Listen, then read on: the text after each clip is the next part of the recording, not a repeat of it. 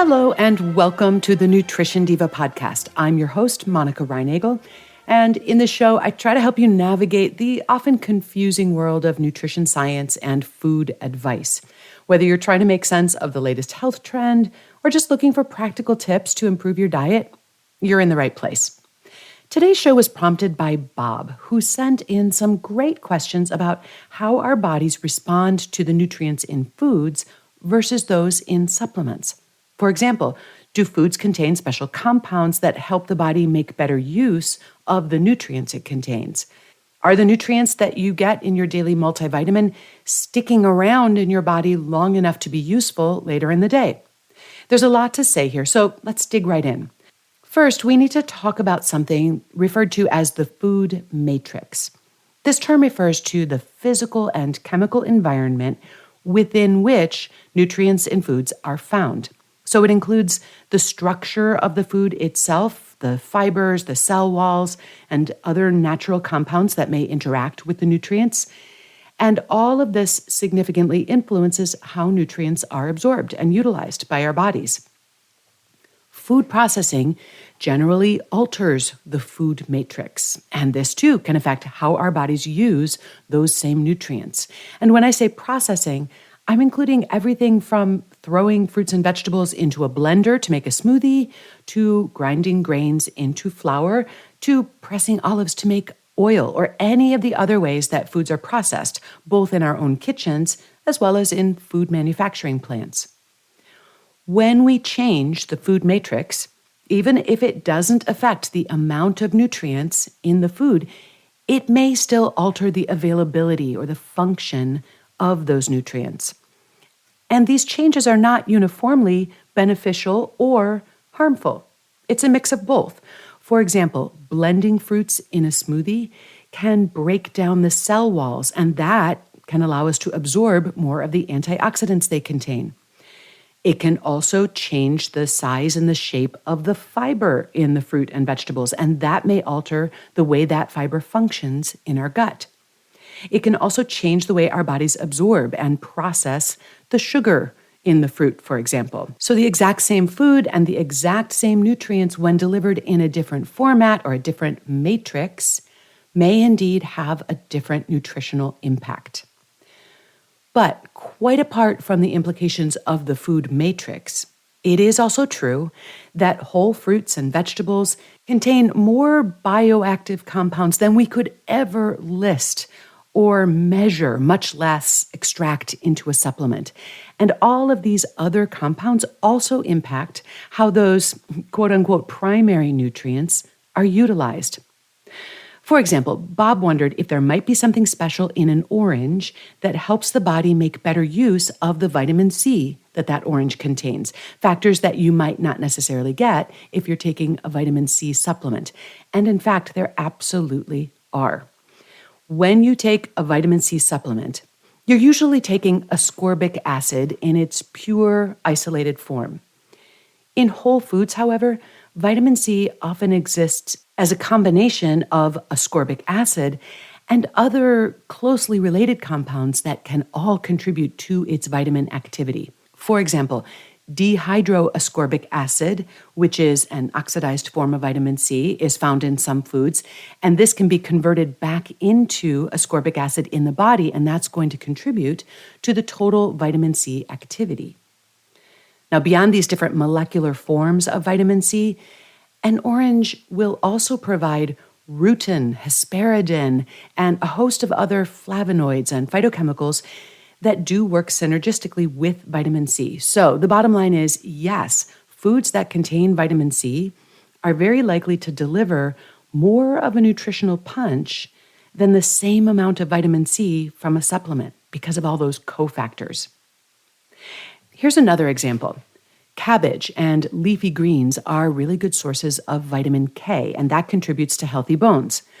But when you consume those foods, you're not just getting vitamin K in isolation.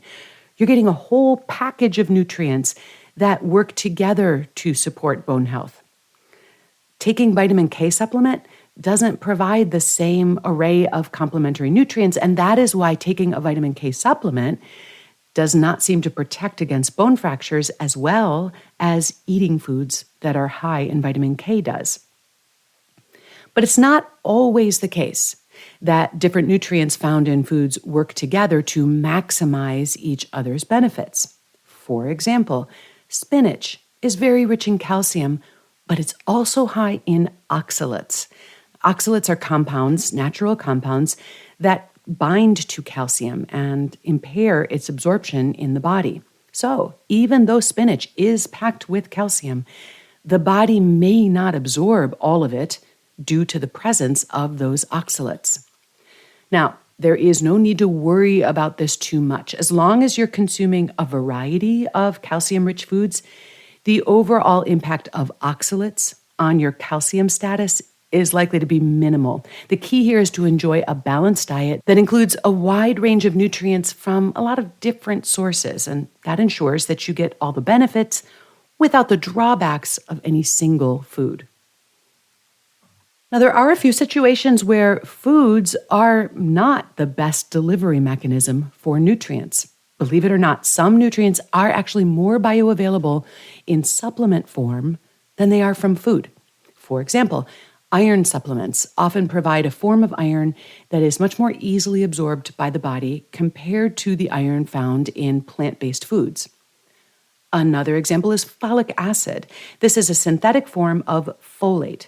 While folate is naturally present in leafy greens, beans, and citrus fruits, the body actually absorbs folic acid from supplements and fortified foods more efficiently than that natural folate.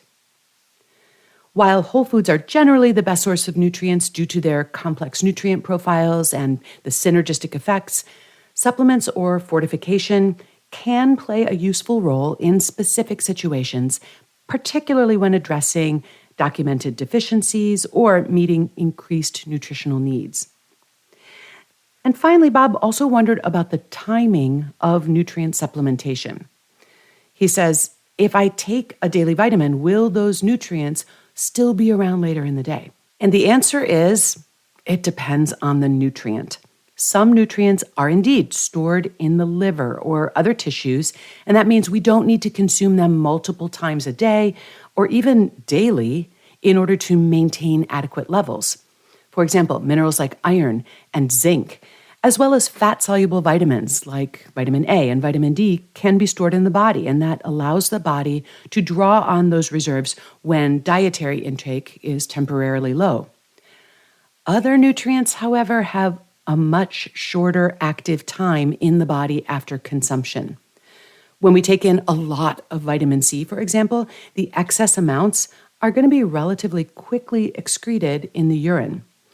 And this is why, one of the reasons why, I like to incorporate fruits and vegetables into every meal and snack if possible, because it helps ensure a steady supply of those more fragile antioxidants throughout the day.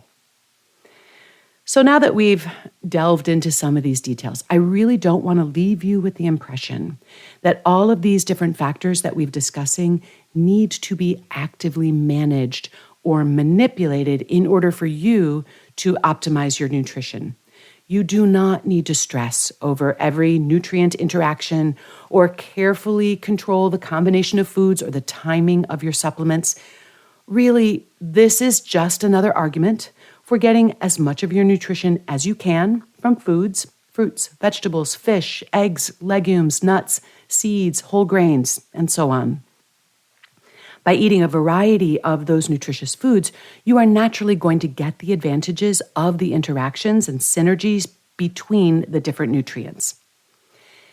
Now, supplements, as I said, can be useful for bridging gaps between recommended intakes and dietary intakes, or addressing specific deficiencies, or meeting specific therapeutic goals. For example, if your doctor has found that you are deficient in vitamin D or iron, a supplement can be a helpful tool. Or you might be taking a therapeutic dose of a specific nutrient to target a specific condition or risk factor. But supplements really should be just that, supplements to a healthy diet and not substitutes for it. For most people, focusing on a diverse diet, rich in whole foods, will provide the best foundation for good health. So instead of sweating the details, aim for balance and variety. That's all for this episode. If you have a question you'd like me to answer, you can email it to me at nutrition@quickanddirtytips.com. I'd be happy to address it in a future episode. If you're looking for more support for healthy weight management, please check out the tools and the resources at wayless.life, where I work with people to create the habits, mindset, and lifestyle that help them weigh less without dieting. That's at wayless.life. Nutrition Diva is a Quick and Dirty Tips podcast supported by Brandon Getchis, Nathan Sems, Davina Tomlin, Holly Hutchings, Morgan Christensen, and Cameron Lacey. Thanks to all of them, and thanks to you for listening. I'll see you next week.